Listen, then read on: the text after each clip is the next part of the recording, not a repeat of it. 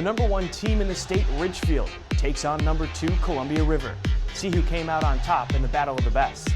Plus, Skyview has a chance to seal its destiny, but Camas has other ideas. Plus, we talk with Ridgefield football coach Scott Rice about their surprise undefeated season, and a visit from Micah Rice of the Columbian as we head into the final week of the fall season. Time for your Clark County Scoreboard.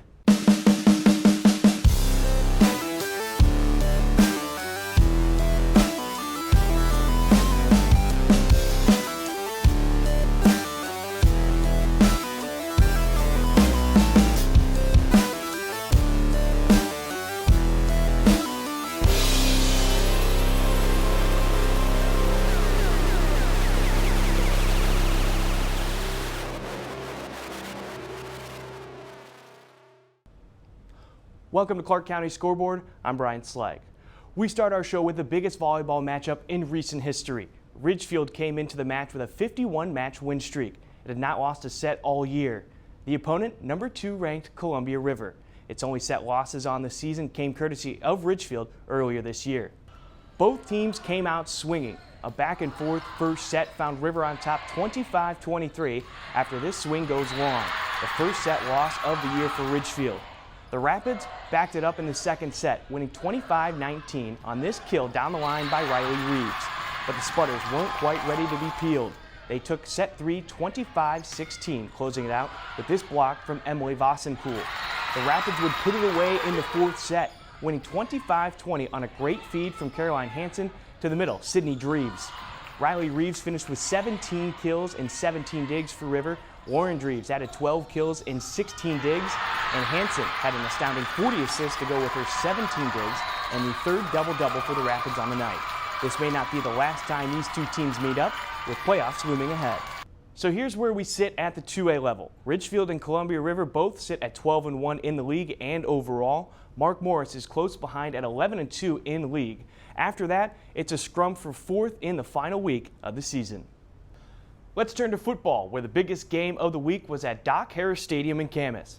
The Papermakers hosted Skyview. A Storm win would seal the league title. A Camas win means chaos.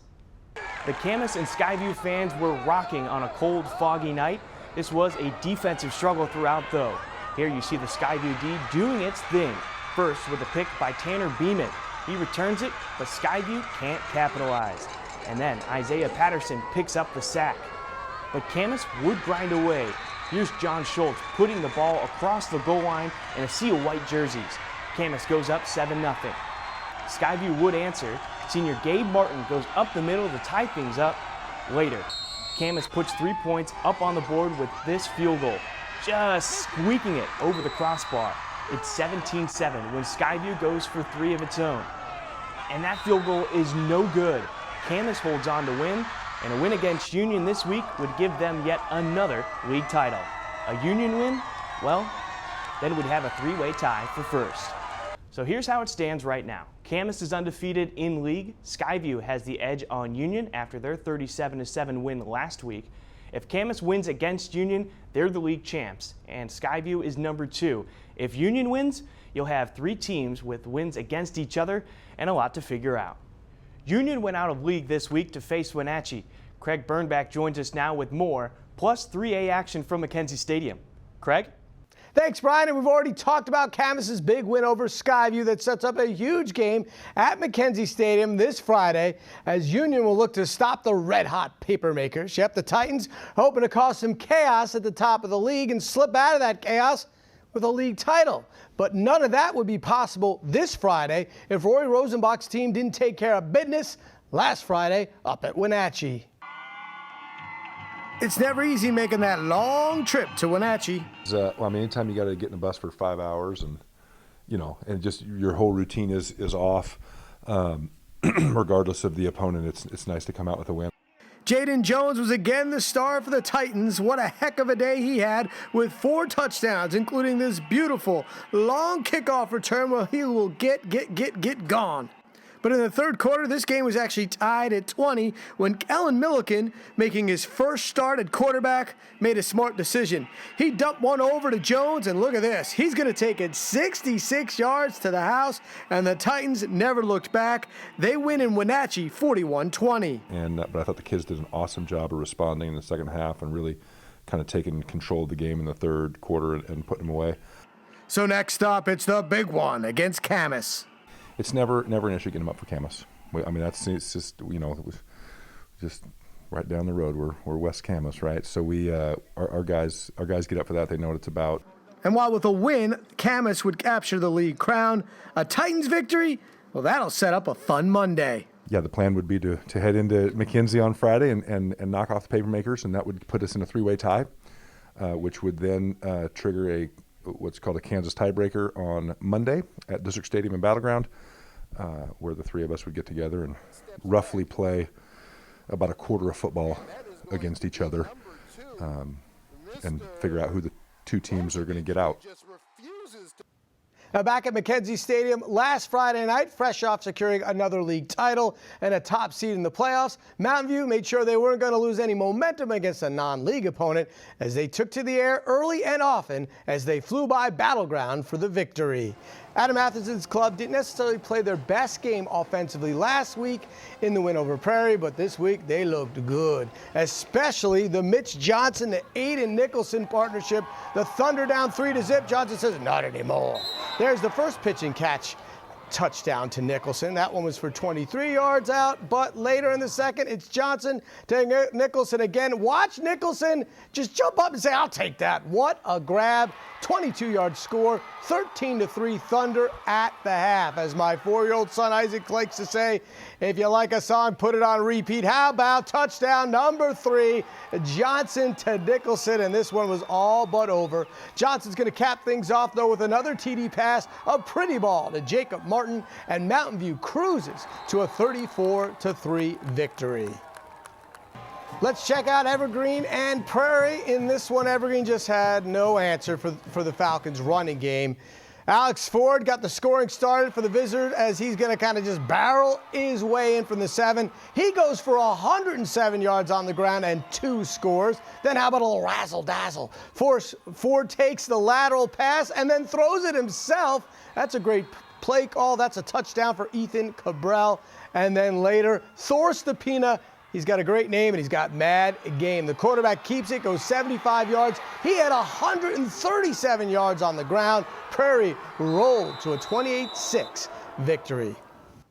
Let's jump on over and talk some soccer, where sometimes the home team wins, sometimes the away team wins, and sometimes the weather wins. And that's kind of what happened this week when Union and Mountain View squared off at McKenzie Stadium on Thursday night. Yep, the rain and wind definitely a factor as the precipitation was consistent all night long.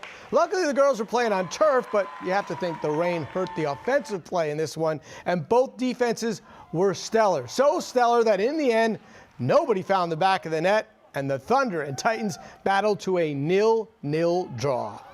Okay, that's our EPS wrap for this week. Can't wait to do it again next week when we get to discuss that huge game between Camas and Union. But for now, for Evergreen Public Schools, I'm Craig Bernbach. I'll send it back to you now at Vancouver Public Schools. Here's a look at the 3A football standings. Kelso and Mountain View are tied at 3-1 in the league, although Mountain View has the tiebreaker. Evergreen, Prairie, and Heritage are all below. Let's head to Kiggins Bowl for a key 2A matchup. Columbia River hosted Washougal in the middle of an absolute torrential rainstorm. Both teams have their eyes on the 4th playoff spot in league. In the first quarter, the rain was the best defense. 3 out of River's first 4 plays resulted in fumbles, including a drop snap on 4th and long. Washougal makes the tackle, and a few plays later, sophomore quarterback Holden B makes a beeline for the end zone. B showed off his wheels throughout the first half, and this scamper put the Panthers up a touchdown. Next possession for River, the fumble bug hits again, this time on 4th and 1 on the Washougal goal line. Adam Watts tries to recover and make a left-handed throw, but it finds the turf, and the Rapids are denied. Washougal takes over, but gets into the fumble business too. B can't handle the snap, and the Rapids and Watts seek some redemption. They get it here. Watts fakes the handoff, rolls right, and puts Columbia River on the board. Midway through the second, tie score, Columbia River's defense comes up big, blocking this field goal attempt. Aiden Flores scoops and scoots. There's just one Panther ahead of him, but it's enough to slow down Flores, and Washougal catches him from behind. Then, it's Watts again. The Panther D blows up the play with 3 white shirts in the backfield, but Watts improvises, and he breaks off a huge run and finds the pylon for the second Columbia River touchdown of the night. Just before halftime, Holden B goes down, and Thomas Brown, on his first play as quarterback, finds a hole in the defense and scores. The extra point is no good, and that would prove to be the difference. A meaningless safety at the end gave River 2 more points, and they hold on to win 16-13. The next night at Kiggins Bowl, Hudson's Bay High School hosted Hawkinson. The Eagles looking for their first win, Hawkinson looking to sew up the second playoff spot from the 2A GSHL. And they wasted no time. First, this pass, and then the short run from Cody Wheeler. Moments later, it's Wheeler again for the score. Next, they do it in the air. Jared Oldham pitches it up the seam to Tyler Little, and it's 21-0 Hawkinson. They continue to dominate. It's Oldham again to Andre Northrup, and Hawkinson leads 28-0 at the end of 1. Second quarter now. John Charles takes the handoff from 47 yards out, finds a hole, spins keeping his feet, and outruns the defense for his first touchdown of the night. Later, Oldham goes to the air again. He has all the time in the world, and Kenyon Johnson frees up downfield. Oldham tosses it up there, and Johnson takes it home. It's 52-0 at the half. Hawkinson pulls the starters in the third quarter, and Bay starts to figure some things out. Here, it's Mateo Verona on the handoff after the fake jet sweep. He puts 6 on the board for Bay, and they'll keep working. Dean Castillo checks in at quarterback and shows off his big arm, this time finding Dylan Damos for the 55-yard touchdown. Damos had a great night, and so did Castillo. Here he is towards the end of the game, keeping this play alive with his feet before finding Daniel Damien. Damien is a tough guy to bring down, and he scores. Hawkinson wins 52-20 though, looking tough as they approach the playoffs. Let's head north to R.A. Long High School. It was homecoming, and a queen was crowned. But number 2 Ridgefield spoiled the party. In the first quarter, Ty Snyder got himself going. Here he takes the pass up the middle, turns on the Jets, and that's 6 points. We'll see more of him in a bit. But first, Davis Pankow gets on the board with this run up the middle from the 5-yard line. The big back gives Ridgefield a 14-0 lead. Then, a little trickeration. We saw Ty Snyder catching a touchdown pass. Here, he throws for 1. That ball hangs up there forever. But Jacob Bronstein is underneath, and he takes it in for 6. Next, it's Logan DeBeaumont through the air to Blake Duman. Late in the game, the Jacks joined the scoring party. Sean Mizey connected with Jamon Harris from 25 yards out. Later, it's Mizey again, this time to Israel Rutherford from 16 yards out. But Ridgefield remains undefeated, taking this one 40-14 with Woodland ahead of them this week. So here are the 2A standings in the final week. Ridgefield is undefeated at 6-0. Hawkinson close behind at 5-1. Mark Morris and Columbia River are the likely 2 other playoff teams from the 2A level, with Washougal as a long shot. With Ridgefield on the cusp of an undefeated season, we wanted to check in with Coach Scott Rice to see how he's turned that program into a winner. He joins us now. Coach, thanks for joining us. Hey, Brian, thanks for having me. Appreciate it. You took over this program in 2019, a team that had been sitting below 500. What made this job appealing to you? Well, being at Skyview for 5 years, I had paid attention to Ridgefield, and the thing that always seemed to pop up all the time was the amount of kids they had, the quality of kids they had. I knew by way of Skyview of kids that weren't staying in Ridgefield, that were going to other places and playing, where I was like, well, those are good football players that if you can get them to stay in the town, there's a lot of talent to be had. And I knew, being at Skyview, living in Ridgefield myself, I was seeing the growth. I was seeing the way the community supported their programs. I'm from a small town. I always tell the kids is like, take Ridgefield and plop it in the middle of nowhere, and that's my hometown. And so it really feels like home, and it feels like a community, and it's tight knit, and couldn't be happier to be here. I drive around all the time, and my wife laughs because I'm just happy to be a part of this community. You seem to quickly turn things around. In the last 2 seasons, you're 12-1. What's your coaching style that gets the best out of your guys? I'm a big believer that you got to maximize potential of what you got. There's a lot of, we came in and from the very first meeting, I told our coaches, like, we're to turn this around, and we're going to turn it around quickly just by being exceptional coaches, understanding the kids we have, knowing the personnel that you have between, from this year to next year. And then I think a lot of it was just building excitement. And I try to be an exciting guy. I know the guys probably wouldn't be, he's pretty even keel most of the time, but, just doing little things of building a program of. You're talking about the values. What are some of those values that you're talking about that sort of bring the kids out to play? Our 3 core covenants are character-driven, discipline, and loyalty. And we really hammer on, this is our community. This is our place. And you could be anywhere in the world, but you get the opportunity to be a part of Ridgefield Sputter football and Ridgefield in general. And the kids have really latched on to the idea that we should have a larger impact in the hallways. We should be in the front rows of classes. We should be people that the administration can count on, that when they need something done, they can come to our guys. I try to model that, as well as all of our coaches, by the things that we do. I'm a teacher in building, which is a huge help. If they need something at lunch, we can get guys there at lunch. And I always tell them, like, within reason, there isn't an ask that we won't try to meet. So we've built a tremendous amount of support. Our kids are doing it the right way. And then they have friends, and everybody wants to be a part of a winner. Hawkinson had been the thorn in the side the last couple of seasons, and the Sputters dethroned the 7-time defending league champs. What was the key to this season to years past, though? A year ago, 4 of 5, losing to them 14-7. That left, and having a lot of sophomores and juniors on the field that lost that game. We walked away from it going, we're good enough to play with that team. As coaches, we felt that way. As coaches, we knew that going into the game, but it's a matter of convincing, guys who, except for one season, have never been on a winning program. You said about 500 for 3 years before we kind of got this going. I mean, they were 1-8, 2-7, and stringing a couple years here and there. So the guys that graduated last year they had 2 winning seasons, and that's 2 of 4. And 2 of those seasons were rough. And so our kids are at a point now where our seniors have had 3 winning seasons now.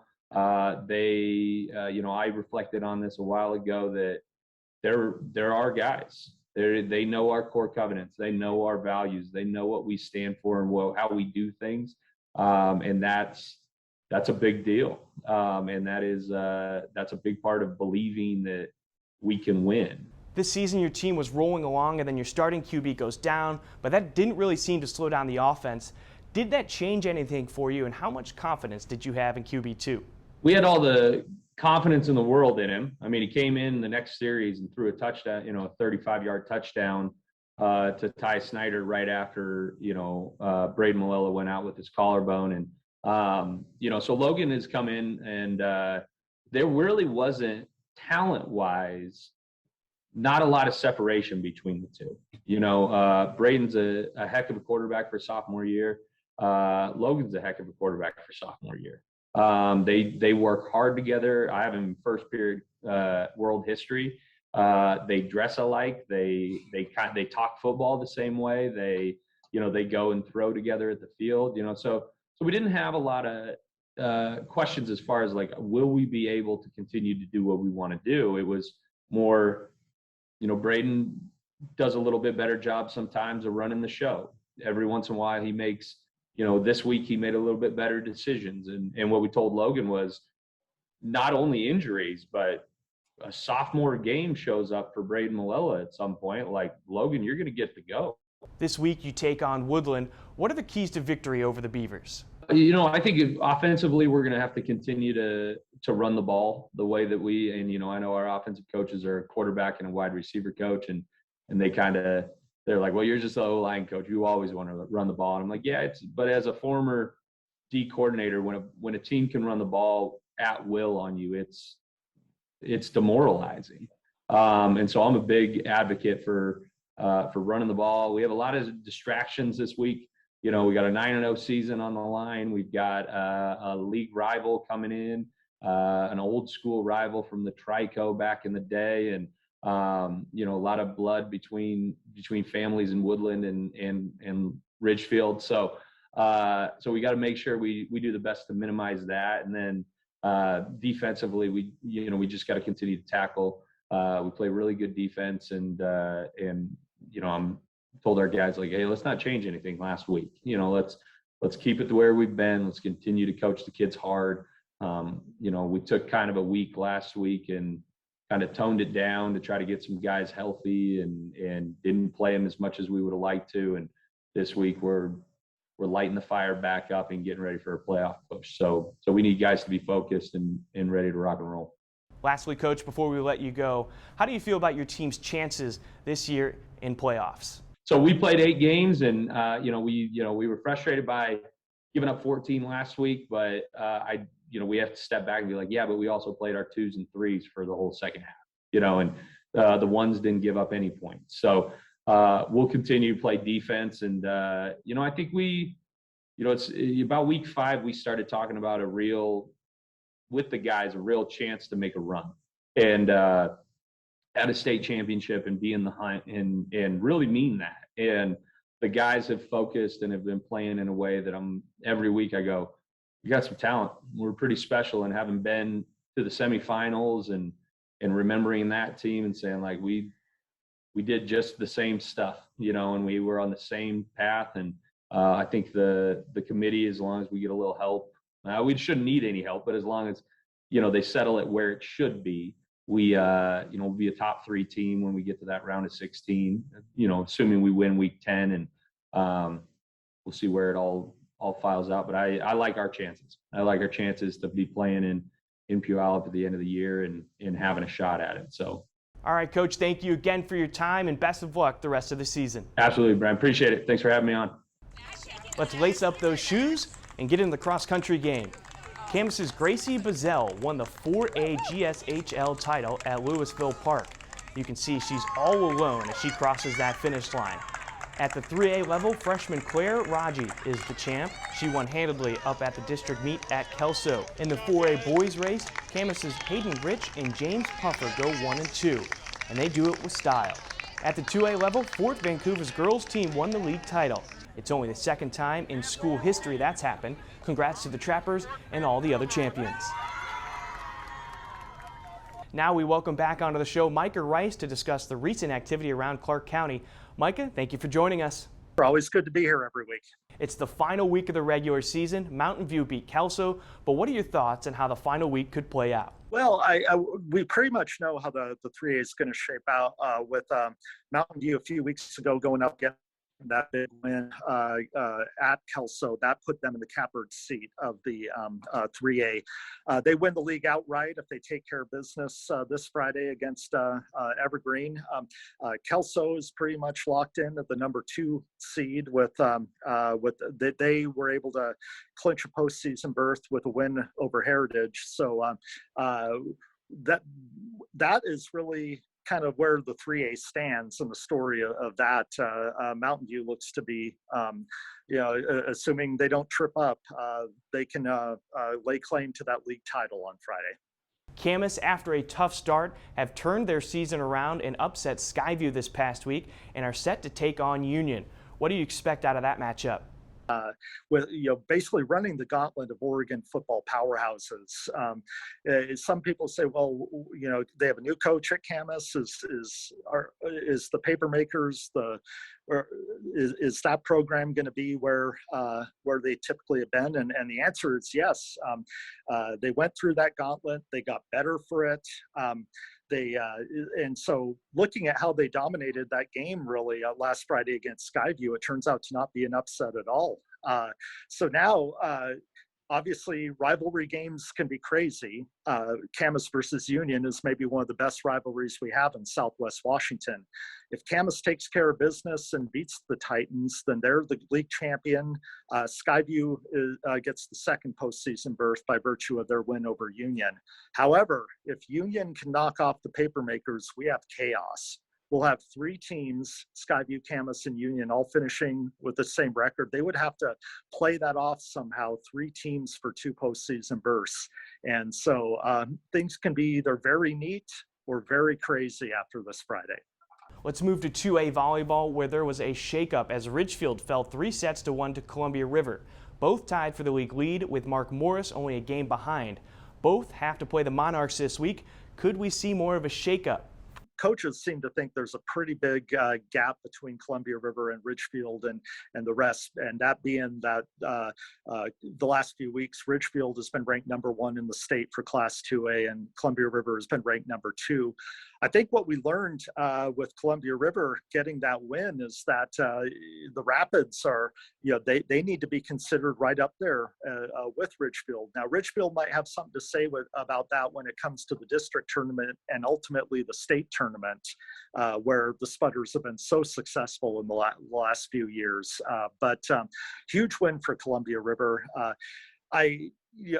Anything can happen. If one of them does stumble to Mark Morris, then that clears the way for either Ridgefield or Columbia River to win that league title outright, or to have some chaos in there. But I would see the most likely scenario being that Columbia River and Ridgefield finish as co-league champions, and then they get to play it out in the district tournament, and then ultimately I wouldn't be surprised if they end up on a collision course at the state tournament as well. Let's move to girls soccer. A big matchup pits the 3A champ Kelso up against the 4A champ Camas tonight. What do you think of this matchup? It's going to be a great exercise for those teams because, like you said, both of them have already wrapped up their respective league titles. Camas is undefeated this year across all play. And so I think the Papermakers can be looking at this as a good tune-up for the postseason against a quality program up there in Kelso, and vice versa. Kelso, you're not going to find a tougher opponent at the 3A or 4A level in Southwest Washington than Camas. And so I think both teams can look at this as a huge opportunity to kind of springboard into the postseason, where both programs have high hopes. Micah, thank you for your time as always. We'll catch up next week. All right, see you then. Of course, you can find Micah and his team of reporters covering local high school sports at Columbian.com. They're also fantastic to follow on Twitter, especially when it comes to game days. There are a few more sports broadcasts coming up on Comcast channels 27, 28, 29, and 328 for HD. On Thursday, Hudson's Bay visits Columbia River for a 2A football matchup at 7 p.m. on Channel 328. River needs the win to snag a playoff spot. That same night, the Rapids and Eagles also tangle on the hardwood. That game is on Channel 29 at 7 p.m. On Friday, lots of football action. At 5 p.m., Adrian Nelson High School from Clackamas visits Skyview for a non-league game on Channel 27. Over at Mackenzie at 4:30, the big game of the week, Camas versus Union on Channel 328. At 7, it's Prairie versus Heritage, also on 328. And finally, on Channel 29, Kelso versus Battleground at 7 p.m. All of these games are also available on the individual district social media feeds, so check YouTube, Facebook, and Twitter for links. To end the show, here's our play of the week. Adam Watts of Columbia River makes a spectacular play with his feet. He rolls to his right, but with defenders in his face, he improvises and cuts back to his left, beating the defender and racing his way inside the pylon. Thanks to his play, River won 16-13 over Washougal and still have a chance at securing the final playoff spot in the 2A GSHL. And that's it for us. We'll be back next week with more highlights and interviews. If you like the show, make sure you share it and find us on social media at Vancouver and Evergreen Public Schools on Twitter, Facebook, Instagram, and YouTube. I'm Brian Slike, and we'll see you next week.